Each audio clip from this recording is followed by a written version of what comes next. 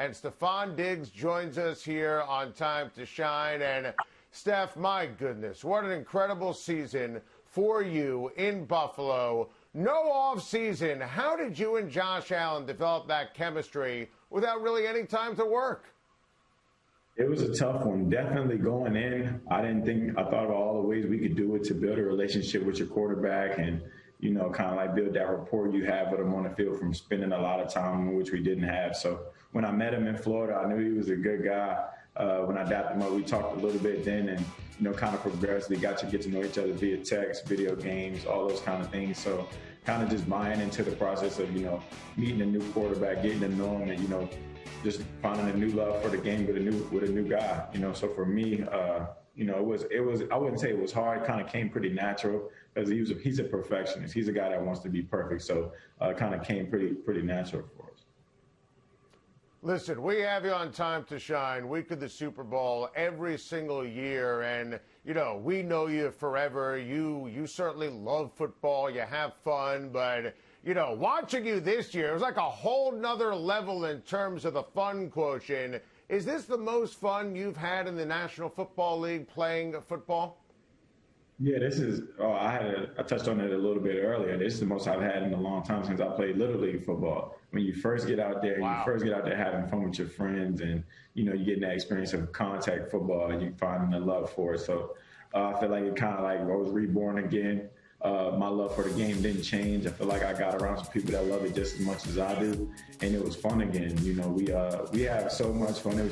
We can throw touchdowns and laugh. It's not always serious. So kind of being back in that kid, like loving the game, enjoying the game, and being around some good people. I feel like it's a great group of guys, not only on the team, just the coaching staff. It's a guys built together, and it's some guys that I hope are together for a while because it definitely is something special.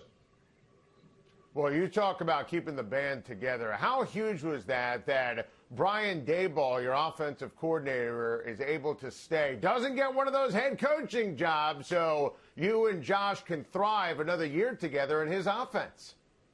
Yeah, I was convinced he was gone. Around like week 9, week 10, he had a hell of a year calling the game and one of those offensive geniuses that know the game of football, know how to do X, Y, Z. He let his players play. So being around him, I learned a lot damn near about myself as far as like how I'm as a player, adjusting on the fly, making things work, and just committing yourself each and every week. He came from he spent some time at Alabama. He spent some time at the Patriots. So having that good background of just I guess structure or whatever happened at those places really shaped him into being one of the best offensive coordinators I know at least. And then I was convinced that he was gone. So keeping the band together for another year, I tell him, man, let's go get after it, another one. I've already planned for getting together with Josh in the offseason, and I want to talk to Coach Daboll in the offseason and kind of damn near get the ball rolling before we get back again. No matter what they throw at us, I feel like I'm confident we're going to go in with the right mindset of doing it all over again. You guys were sensational in the regular season. Then in a couple of games in the postseason, you were that close to the Super Bowl. In your opinion, Steph, when you look back on it, what happened on Championship Sunday, and how are you going to use that as fuel, as motivation to get to the Super Bowl next year? It was a first time for a lot of us. I've been in the NFC Championship, never been in the AFC Championship. I came up short twice. I feel like it was a learning curve for a lot of the guys that was out there as well. As far as the game going by pretty fast, and we weren't executing at a high level. We weren't doing the things we need to do to move the ball efficiently, and we just kind of got on in and take our time. Really, playing away is another factor too. So next time we go around, hopefully we can get a home game. But just executing at a high level, nothing special, nothing spectacular, just old school play your game football, and we got to do a better job at that when we get there again.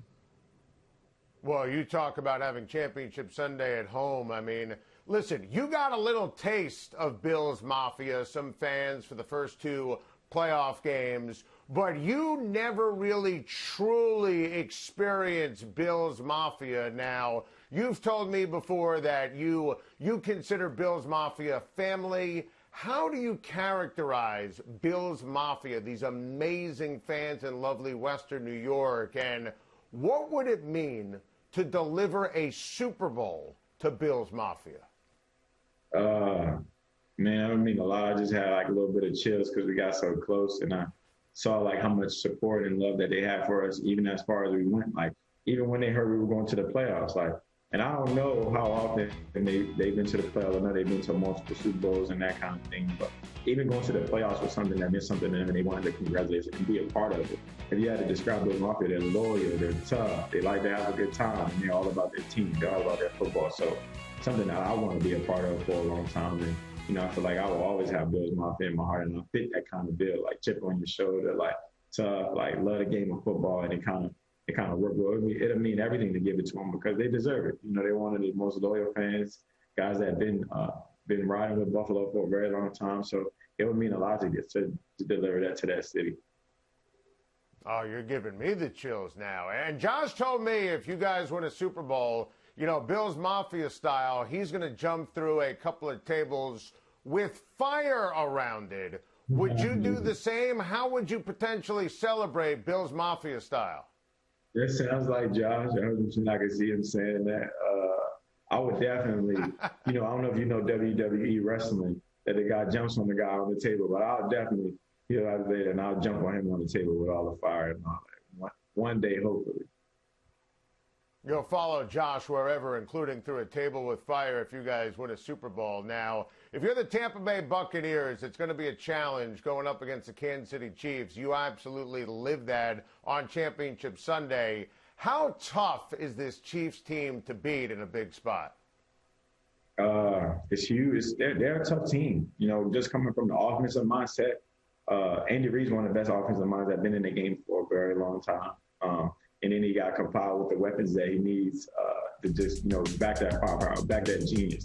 Tyreek Hill is one of the most explosive receivers in the game right now. Then you got Travis Kelce playing like a receiver. I don't even give him the tight end tag anymore. He's a receiver out there balling. Then the person that ties all the glue together is Patrick Mahomes, a guy that can make every throw on a run. He's the leader of that team. It's definitely they're a tough team to beat. They're a team that they've been together for a year or two. They spent some time with each other. They learn each other, and they know the game of football. They got a good coach that. And sneakily, or things that people don't pay attention to, their defensive coordinators are a good defensive coordinator. They got good defensive pieces. They got enough pieces where they fly around and make a lot of plays, run a Rolodex of defense to keep you guessing. Things that's for young quarterbacks that they try to throw at. So it's going to be interesting to see what they do with Father Time over there, Tom Brady. One of the best that's been in the game for a very long time. I remember the first game, it was 27-24.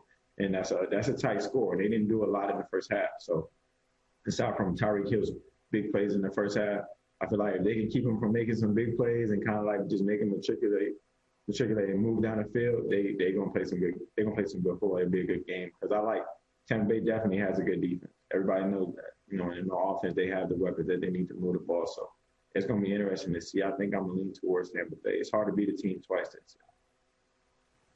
All right. Well, with that said, we got to get your official prediction because, we've checked the tape. You join us every year on Time to Shine, the week of the Super Bowl. I mean, Minneapolis, Mall of America, you're teaching me touchdown dances, how I should celebrate. So we need the official Stefon Diggs Super Bowl prediction. It's so hard to go against that Chiefs team because they haven't lost much at all. But I'm going to just say it's tough to beat a team twice. I'll go with Tampa Bay. Tom Brady's my favorite player of all time, so I'm going to go with my favorite player, even though I know how good the Chiefs are. You definitely do. But listen, why even play the game now? If you say Tampa's going to win, then Tampa's going to win because you are undefeated when it comes to making a Super Bowl prediction. Stefon, you are the best. Congratulations on a phenomenal season individually for you, for Josh, for the Buffalo Bills. I can't wait until next year, and we're talking about the Buffalo Bills in the Super Bowl. So continued success, my friend, and we'll talk to you again real soon. Big guy, I appreciate it. Thanks for having me. Hopefully, we'll see you go to a table soon. Thank you for watching. Please like and subscribe, and don't forget to hit the bell for more videos.